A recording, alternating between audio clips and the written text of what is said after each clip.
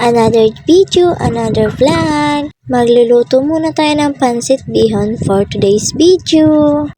Samahan niyo po ako. Dahil nga kaarawan ng person kahapon, ngayon lang nag-celebrate. At dahil may nag-sponsor ng pansit, syempre go ko na to. Na-miss ko ring magluto-luto Pero syempre na-miss ko rin yung lasa ng luto ko. Nag-isipan ko na rin magluto kasi wala rin din kaming ulam nito. Kumbaga, ulam na lang din namin. O diba, tipid. Dito ginayat ko na ang dapat gayatin para nakaready na lahat. Uy, may pasimpleng pakyut pa nga.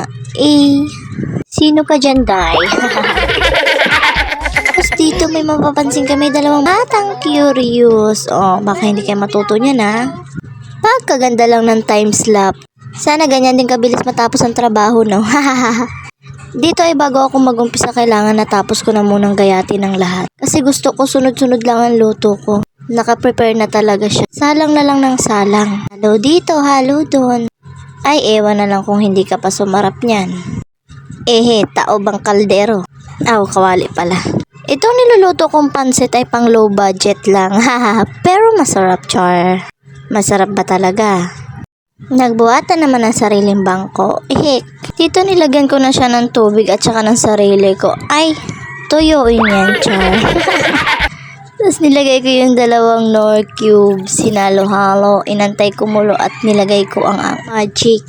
Dito mapapansin nyo wala siyang gulay kasi hinango ko muna para naman hindi nalalata. Saka ko niluto yung bihon. Halo kay. Hanggang sa maloto. Pagkahalo ko, nilagay ko na yung mga gulay. At ayun, tapos na. See my finished product. Tcharam! Hindi naman siya anemic. Salamat sa panonood. Bye!